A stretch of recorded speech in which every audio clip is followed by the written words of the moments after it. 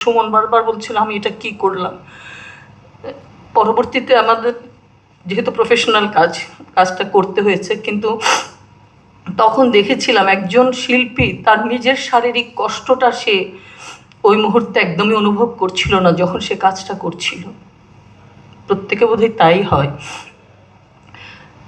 এই হচ্ছে সুমনের সাথে আমার টুকরো টুকরো স্মৃতি। বন্ধনের আমরা একসাথে সবাই ছিলাম, আফসানা মিমির প্রোডাকশন। সেখানে আমরা অনেক স্মৃতি, অনেক গল্প, মেকআপ রুমের অনেক গল্পটা হয়তো সব কিছু বলা যাবে না।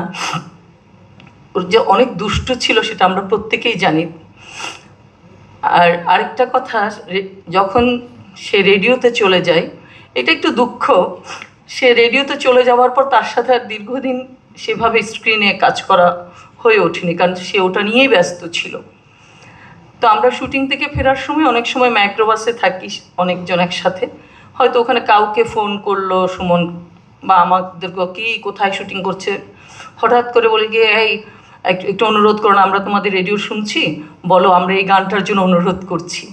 সুমন ভাই সাথে সাথে সেটা করতেন, যে মাইক্রোবাস থেকে নবাবগঞ্জ থেকে ফিরছেন, মানে যিনি অ্যানাউন্স করতেন, মানে উনি করাতেন, যিনি প্রোগ্রামটা করতেন, যে আমাদের অভিনেত্রী চিত্রলেখা গুহ, তিনি নীলুফার ইয়াসমিনের কণ্ঠে, আমার এখনও মনে আছে এই কথাটা, এক বর্ষার বৃষ্টিতে ভিজে গানটি শুনতে অনুরোধ জানিয়েছেন। ওটাই আমাদের মাইক্রোবাসে আমাদের আনন্দ হতো, যে শান্ত সুমন আমাদেরই লোক, আমরাই বলছি এই গানটা এখন শুনতে চাই, এবং আমাদেরকে শুনিয়ে দিতেন। অনেকে বলার আছে, আমি আর কিছু বলতে চাই না। তো যেতে আমাদের প্রত্যেকেরই হবে।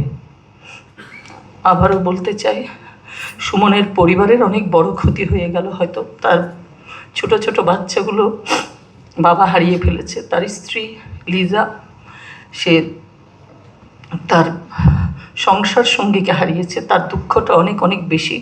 সহকর্মী হিসেবে আমাদের যতটা, তার চেয়ে অনেক বেশি তাদের দুঃখ। তো আমরা এখানে যারা আছি এবং যারা আমরা সুমনকে চিনি জানি, প্রার্থনা করা ছাড়া, তার আত্মার শান্তি কামনা করা ছাড়া তো আমাদের আর কিছুই করার নেই এই মুহূর্তে। আর তার পরিবারের জন্য আমাদের সকলের শুভকামনা থাকবে, আমার ব্যক্তিগত তরফ থেকে অনেক অনেক শুভকামনা থাকবে।